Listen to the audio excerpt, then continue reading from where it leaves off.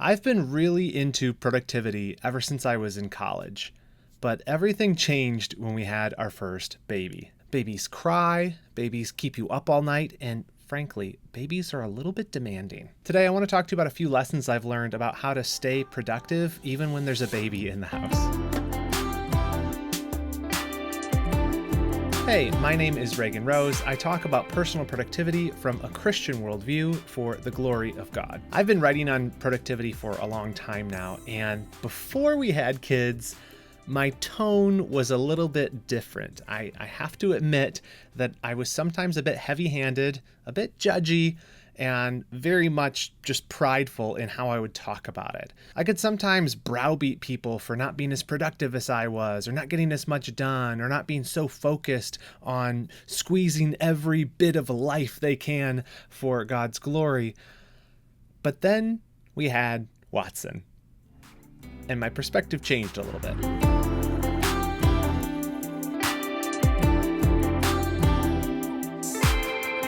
Having our first child changed everything for me, mostly in good ways, but I quickly learned how little time I actually had to work on my side projects or to do these extra things that I'd been doing before.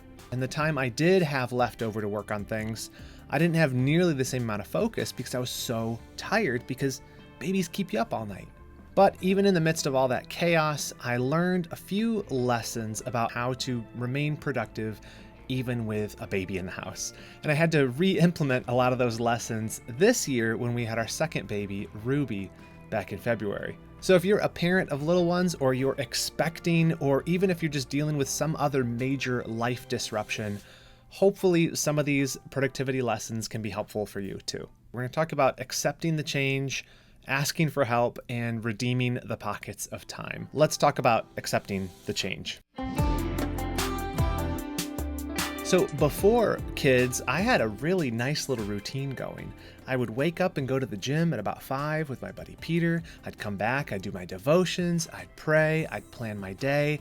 Everything was smooth sailing. I had a great little routine locked in. It was this awesome, consistent daily ritual that brought order to my life, a sense of peace, and a closeness to God, and I loved it. I cherished that time. But it all got blown to smithereens when Watson was born. So this was back in 2019. I had just started my new job at Grace to You, and we were in the process of closing on a new house. In fact, we literally signed the paperwork for our house in the hospital the day after my son Watson was born. But at the time, we were still living in our RV. It's a long story, but we lived in an RV for about 4 years before we bought our first house. And I will never forget the day that we brought Watson home from the hospital. We took this tiny newborn baby and we brought him back to our little home on wheels, and we were immediately greeted by our dog Harvey, who hadn't seen us in 3 days and was very curious about this new pink, wiggly, loud crying thing that we'd brought home. And needless to say, we did not sleep well that night. In fact, I had to sleep in the other room and hold Harvey because we were so scared about how aggressive he was being towards the baby. He was just trying to meet the baby and get to know him, but we were a little bit freaked out as new-time parents. So we didn't sleep at all that night. And I realized, everything has changed. And that was sort of the beginning of a new relationship between me and my productivity routines. And I'll tell you, I spent a really long time trying to figure out how to get back to quote unquote normal. I wanted to get back into the same routines I was doing the exact same stuff and in the same way at the same times, but it just wasn't happening. And one day I finally just accepted that things weren't going to go back to normal, at least not right away. And that really is just the first lesson. You have to accept the change. When you go through a major life disruption, like having a newborn in your house, your productivity is not going to be at the same level, at least not for a while. And part of coping with that is accepting that change and that new normal. For a while, you are probably not going to be as productive as you used to be. And that's okay. The trick is you need to lower the standards you have for yourself and accept the reality that you are a mere mortal, and this new disruption, this new beautiful baby is going to require a lot of your attention and it's going to steal a lot of your sleep, and you're not going to be as productive. It's okay. We're going to survive this. And the second lesson I learned from having a newborn was ask for help. I am terrible at asking for help. I'm notorious for this. My wife always gets on me because I don't ask for people's help.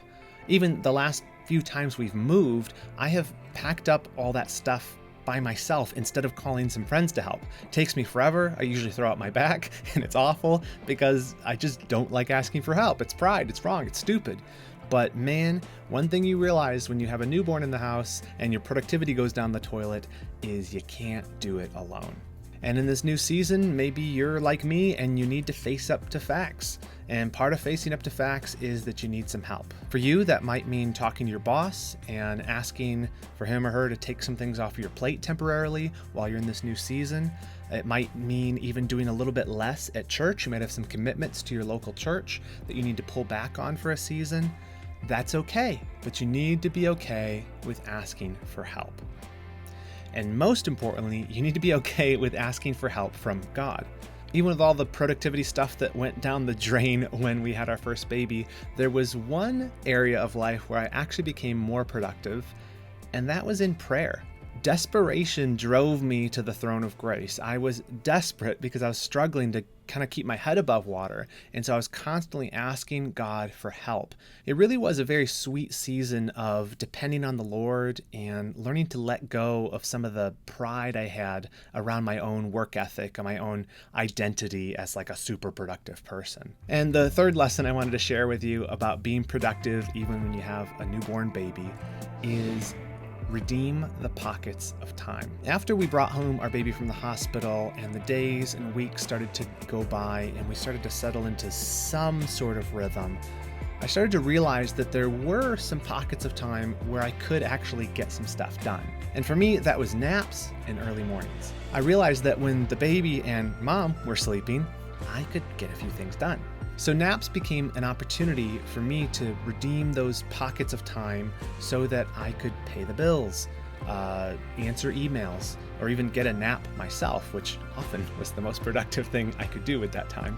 But early mornings, again, became really key for me during this season because I realized that if I could get up before the baby, I could have some uninterrupted time.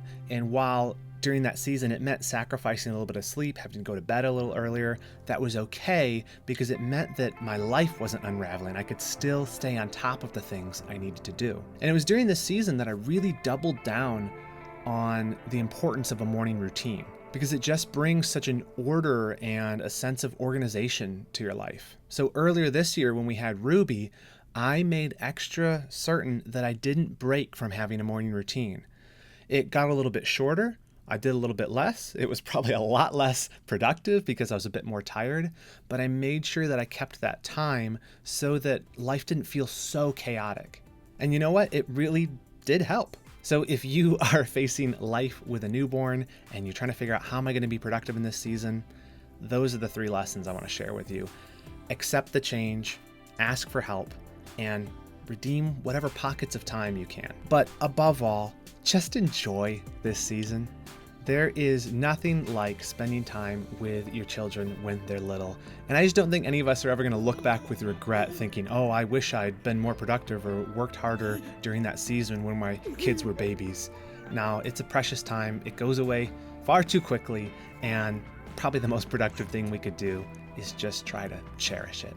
And if you want more specifics on how to plan an effective morning routine, check out my course, Power Mornings. There's actually a video about it right here. And even if you don't take the course, there's a free morning routine planning sheet on that website that will help you create a Christ-honoring morning routine. Well, thanks for watching. I'll see you in the next video.